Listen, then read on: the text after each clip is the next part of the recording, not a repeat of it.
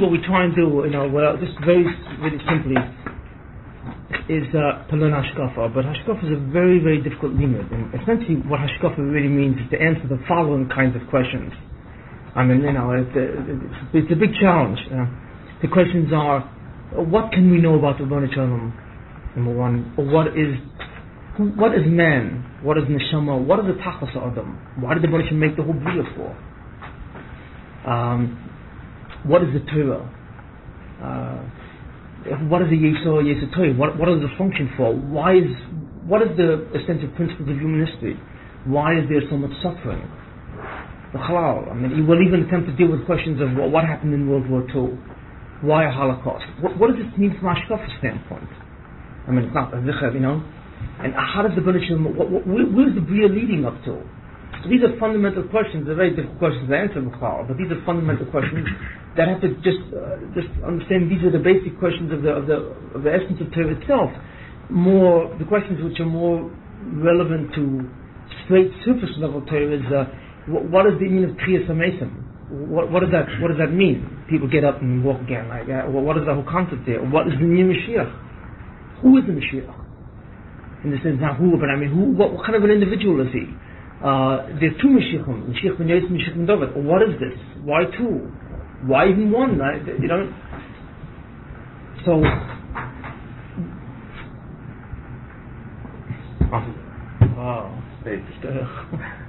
he didn't come tonight, Hishel, the other one. What? The other Hishel. He knows about tonight. I don't think he's coming. Okay. I'll change his mind.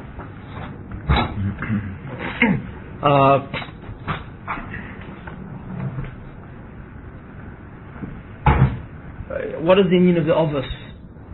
It's Mitzrayim. What's the meaning of the Beis HaMikdash, the Churban Beis HaMikdash?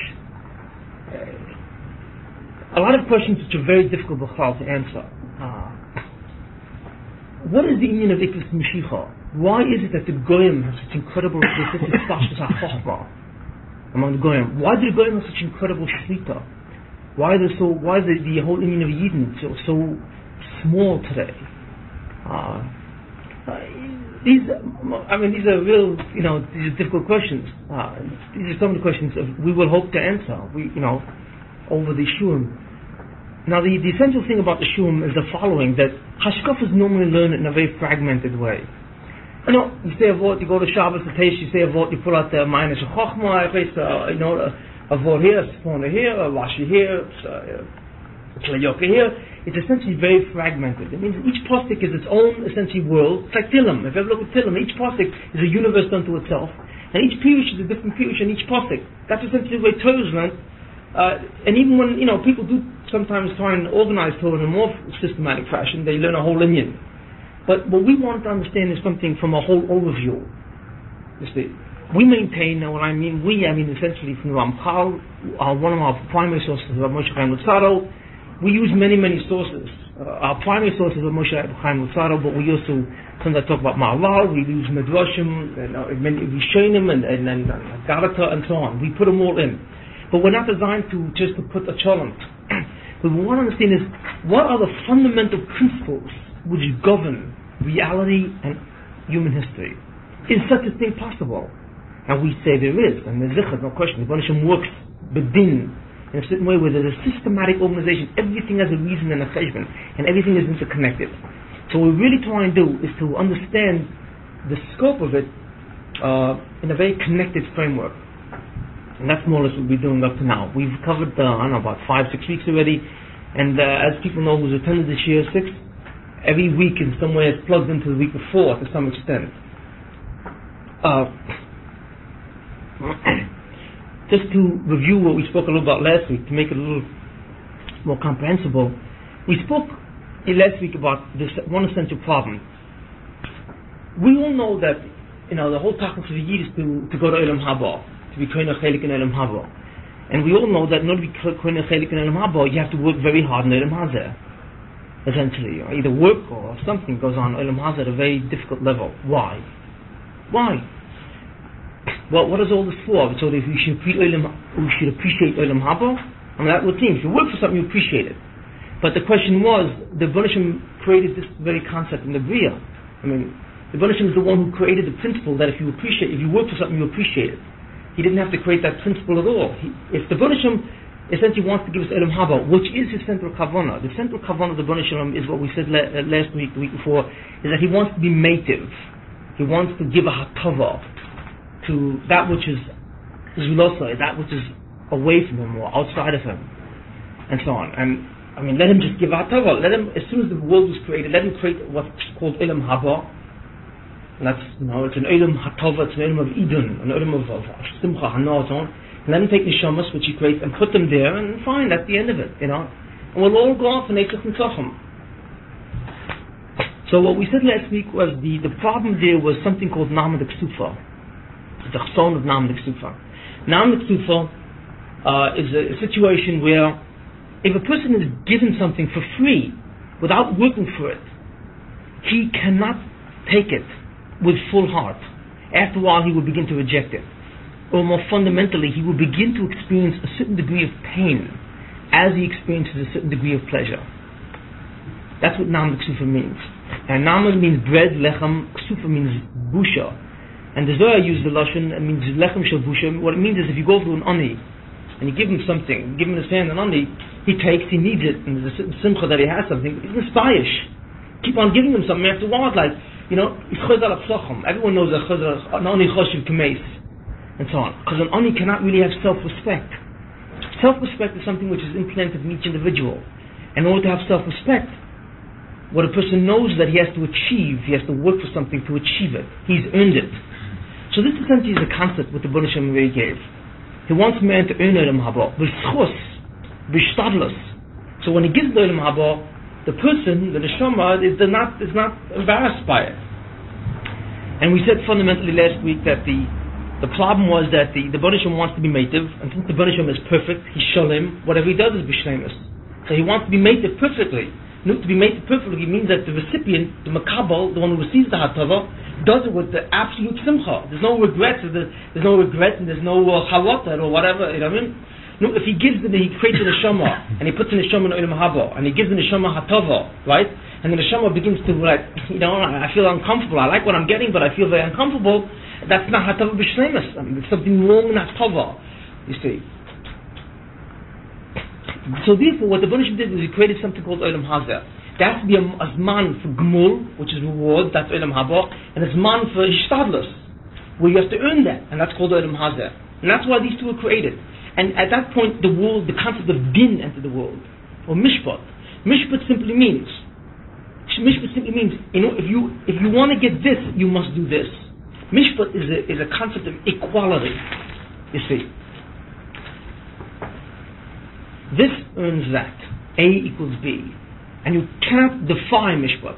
Once the law of Mishpat was set in the Bria, that's it. Cause and effect.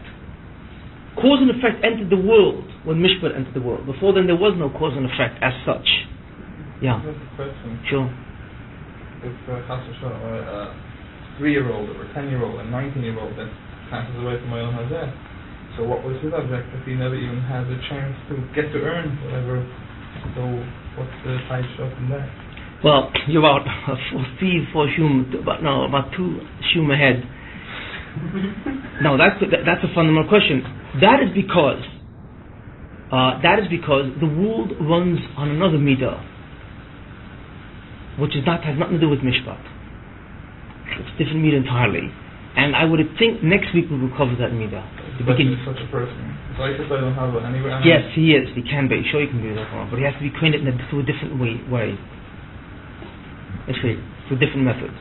We'll probably get into that next week. Okay, so if you can observe that.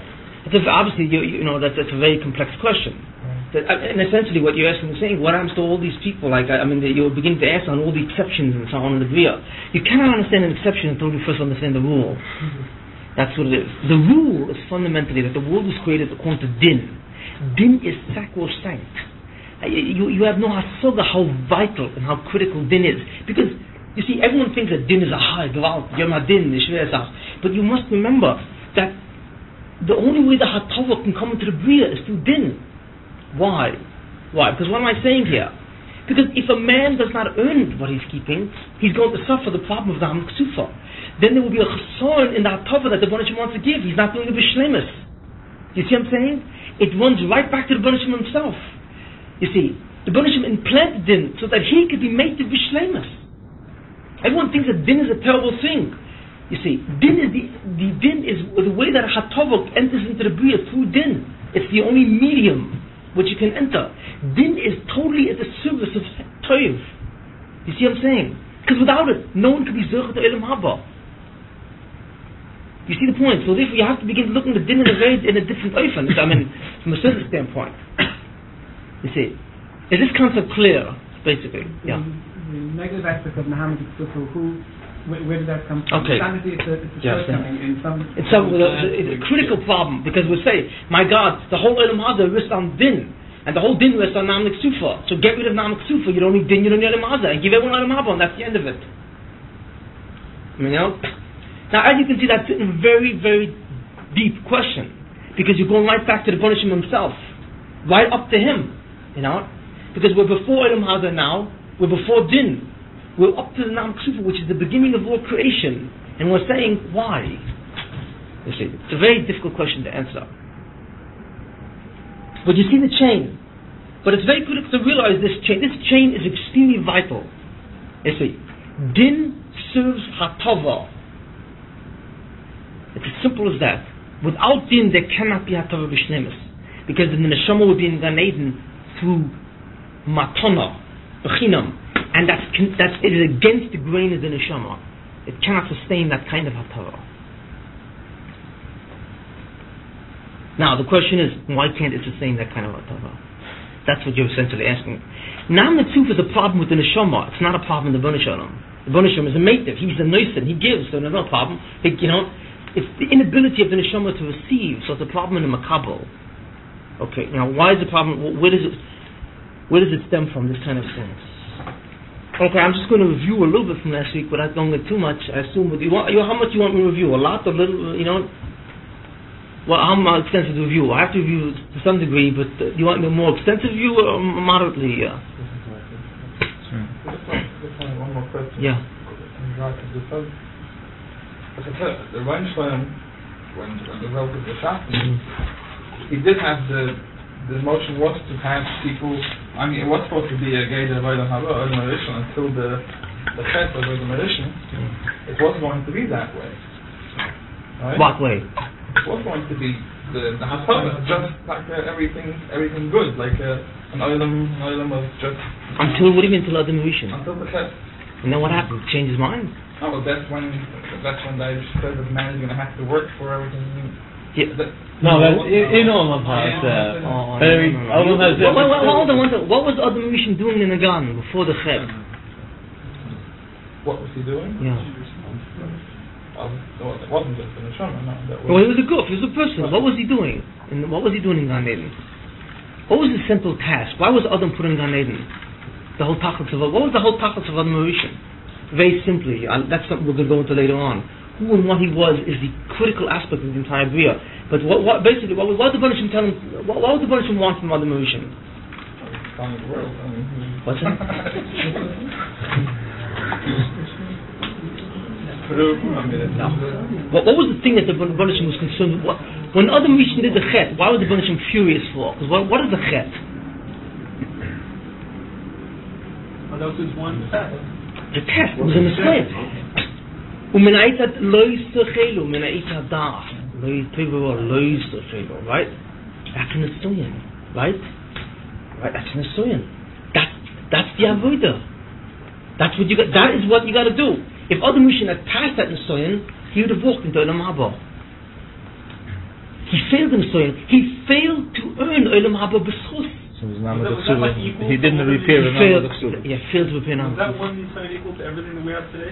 In a sense it is. In a sense, he would have gone to that would have been the end of everything. Yes, essentially. Yeah. Why? Because other neshamas wouldn't. No, because I know one thing. The Gemara says this. He achieved the if Adam Rishon had not sinned, I went to a little later. I don't want to go. If he had not sinned, Adam Rishon had not sinned. If he had not done the Chet, the Olam Haba would have started at that point. Shabbos would have started Olam Haba. But for all the neshamas? The Shiloh, what would have been after that, I can't answer. I'm not clear myself, because there was a mitzvah period review, which means that he had to have children. You see, but that's way down the line. That's the relationship of what is children in relation to a parent? What is the union of a child? The chlal. You see. And what is the union of this fragmentation in the shamas? There's a lot of certain concepts which are very critical and so on. But essentially that's what it was. So for all simplified purposes, if Adam had not done the chet, right, Olam Haba would have started again. But how was he to get to that? Only one way.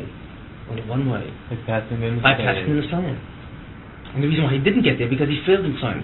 That is the Hashadas. That would have been Masakin, the Chaston of Tam, the Ksufa. Because that's what he earned. Right, that's Din. Din said to the Bonisham, Kavyochel, the Din said, there's no Din talking to the Bonisham, the Hanagas HaMishpat.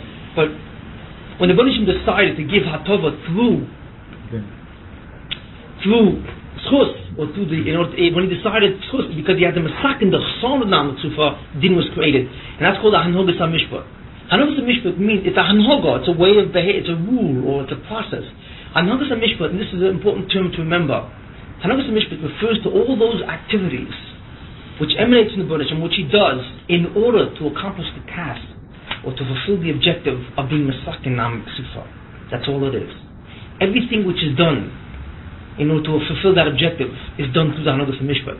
Therefore, the entire creation of Olam Hazer is a consequence of the Hanagas HaMishpat. You see, the Torah, everything is a consequence of the Hanagas HaMishpat. Not for the Din, things would look entirely different, totally different.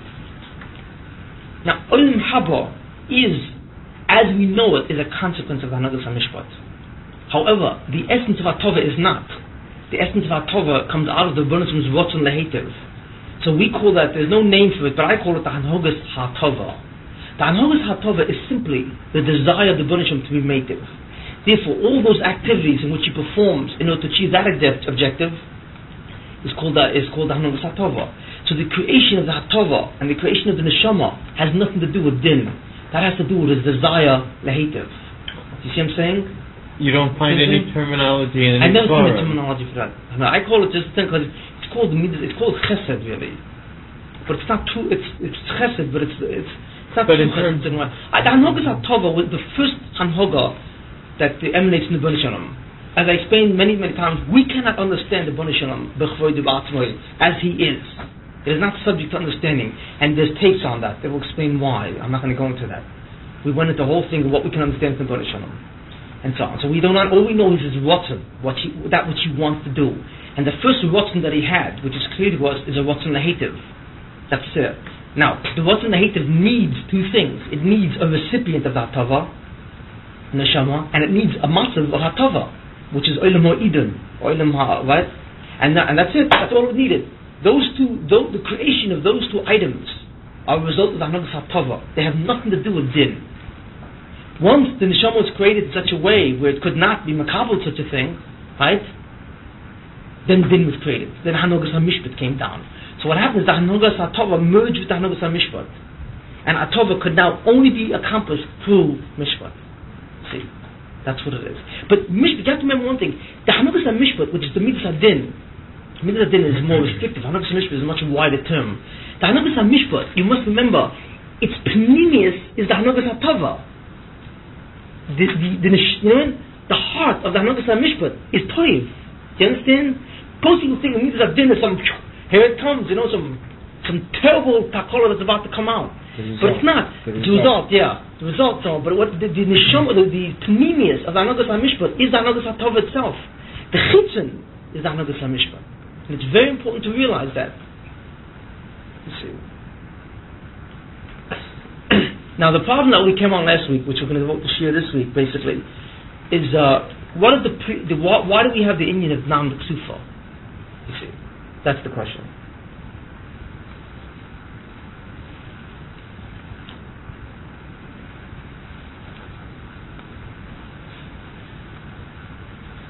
What essentially we said about that is that, and this may be a little difficult, so I'm going to think in terms of the things. We understood the Bnei Shalom. I'm not going to masbit more. You have to look at these first tapes. It's very important. If you can get them the first tapes in time, it's very important. the essence, the way we understand the B'nai Shalom is this: the B'nai Shalom does not exist as such. The B'nai Shalom does not exist. That sounds like a strange comment. He is existence, and we went into this before, but I'm not going to go again. It's not easy to concept to grasp. He is being itself. Like all the items in this room exist. Each thing is different. Each thing has certain characteristics which define its essence. Each thing has what's called a malchus. Everything has an essence which defines it. You know, a cup is some kind of a vehicle or something which contains certain substances. That's a cup. A table is a certain item. I mean, each thing has a definition, right? That definition is the thing which makes the thing to be what it is. It's called the essence of the thing. Or in Hebrew, it's called the malchus. You see, everything which exists, essence exists. But the existence is connected with the essence. It's added to it. This exists, that exists, I exist, you exist, we all exist. But existence is the predicate, is the verb, and the subject is the thing, whatever it is, and so on. The B'nai Shalom does not exist. If you say God exists, that's false. God is existence. The verb and the subject are the same thing. He is existence itself. He is being. And the only way I simply say is to abstract the concept of existence itself. Don't think of any particular item which exists. Think of existence itself. You know, the way you do it is by thinking in your head about a number of different things which exist, and then suddenly look at all of these things and take what they have in common, called being, and think of being as such, just existing, and think that this is the entity itself. This is the entity itself. This is the B'nai Shalom. Minimally, the way we understand it. So the B'nai Shalom is pure being, pure absolute being. You see, I don't know to what extent you can catch that and so on. It's not an easy thing to catch. But that's essentially the idea. But we're going to follow from that idea. Now, what the B'nai Shalom did essentially, he made a zulasa. He made something outside of him, which is a very interesting thing. Now we asked the question. I mean, how does it's an incredible question. How does something the B'nai Shalom, who's einay d'lvadoi, nothing exists but him because he is existence itself. How does he make something which is separate from him? And it's a contradiction in terms. We do not deal with that contradiction at this point for the simple reason that contradiction has to do with the very notion of existence and non-existence. And we cannot go beyond, at this point, we can't go beyond that kind of concept because we cannot even understand what non-existence is. And I went to this later on, last week, why we can't understand non-existence. We said that there is one thing which if anything could be said to be separate from the B'nai Shalom, there is one thing, and that's self. You, for example, take yourself, Yaakov, for example. You have a certain awareness. You hear what I'm saying. You experience things. You're aware. You're aware of your own feelings. You're aware of your own thoughts in your mind. You hear your thinking. You think. You feel. You know when you're angry and when you're sad and when you're happy. You feel that, right? You have sensations. You see me. So you have a sense of me, you have a vision of me, and so on. So there's a lot of things which go into what you experience, they go into awareness. But there's something behind all that, and that's the I, you. But that I, that which you are, which is behind all, which is doing all these things. I think, I feel, I know, I see. There's the one thing which is you, and you're aware of that I. You know what I mean? That's an incredible creation. Why? Because if there's anything which is separate to the B'nai Shalom, it's that I. It's that me behind everything. Why do we say this? Because there are two kinds of things in the universe. There's what's called an it and what's called an I. An it is an object, like a cup. A cup is an it. Is this cup aware of itself? No. It simply exists. It's a substance composed of certain items, right? That's all it is. It exists. It's called it, right? An I is a different thing. An I is an object, something which possesses awareness of itself. You see, that's a strange kind of creation. What kind of creation is it? Think, for example, in the world. Think of the world before creation, and there was only the B'nai Shalom, right? And he's thinking, Kav Yochel, this is not really true. He doesn't think. By the end of today, you will understand why all this cannot be said of him.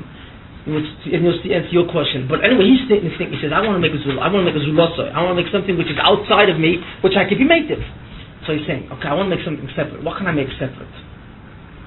So he's saying the only thing I can make separate is a self. Like I'm a self. I'm aware of myself in whatever way he is aware of himself. Same thing. So poof, he creates a neshama, a self. Now the neshama suddenly turns around, right? It's standing there. Suddenly turns around and looks at the B'nai Shalom and says, you. I, you. Now that's an incredible thing. What does that mean? That means, what does that mean? That means that the neshama the self is a type of being which sees the neshama as an object, in a sense, because it says you. So it's capable of seeing the neshama as separate from itself. Because what does a self know? A self knows itself, I, right? And then it knows that which is not I. So there's me and not me. For example, take an infant. When an infant is first born, a small infant, like 3 days old, does anyone know what goes on in the mind of an infant? No. But if anything goes on in the mind of an infant, it's the following. The infant is born, it has no sight, it has nothing. It only has a sense of itself, of I. That's all. But since it has no shaykhs to the world or reality, it knows nothing else. So an infant believes and knows that it is the entire universe. That's mamash mitzu. To an infant, the whole universe is me, I. There is nothing else. Its awareness of self is all that is. It is the beginning and end of all creation, literally. As the infant gets older, it opens its eyes and sees reality, it begins to learn something, and it says, wait a minute, there's I, but then there's something called not I. You know?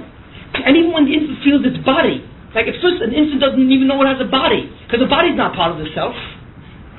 So the infant like wears its arm and like looks at it. You know? Like it doesn't even know it's its own, really. It has no idea, because all an infant knows is its mental experience of self. It has no asoga of what this thing is right in front of it. Until it realizes that it moves it, then it begins to realize the notion of will, it moves and so on. But that's how it gradually learns, and then it realizes that there are other people, there are other selves out there. You see it. But it gradually, the whole concept, the whole process of an infant is what's called individuation. What it does, it separates itself from the world and begins to separate, individuate different things from itself. It's a process of separation and individuating different things. That's the tachlis of an infant, essentially. Essentially, that's exactly what the Banishim did in the beginning. What the Banishim did was he created another self. He created a being which turns around to the Banishim and says, you, I and not I.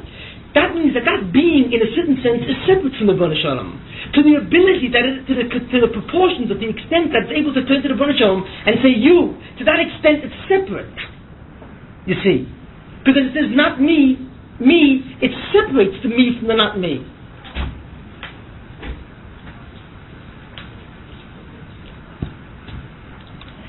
What is the significance of all these things? The significance of this is incredible. Why? Because what it means is an unbelievable thing. It says, we know Eino Ibn Vadoi. There is no one else with the Banisham. Why? There can't be anyone else with the Banisham. Why? Because he is existence. So how can anything be outside of him? He is existence itself. Whatever substance, whatever existence is, that's him. How can anything exist outside of him? Nothing can. Yet there's something called the self, which in a certain aspect is outside of him. Now I'm not concerned with how he did that. That's incredible how he was able to maneuver such a thing. But that's in the Velikus, whatever the story is. But the achievement is the greatest achievement that can ever be made in Tom. You see. And this self turns around and sees that. So to the degree that the self is outside of the Banisham, to that degree, to that itself, it's sholem. It's mushlam unto itself. Because it doesn't need anything else. You see. Because it's separate. In that sense, it is just like the Banisham himself. Because the one distinguishing quality of the Banisham is that he is being, absolute being par excellence. He is total separation. He is separate from everything. That's why he's not dependent on anything. So therefore he is separate. He is totally individuated. He is unto himself. He doesn't need anything else. You see. But if the self is somewhat separate, in a certain sense it's sholem, it's mushlam, which is an incredible thing. So therefore, if it's mushlam, in that sense, it's like the Bana Shalom, in that nakuda, and so on. So therefore, the neshama has a big problem. It's a big problem.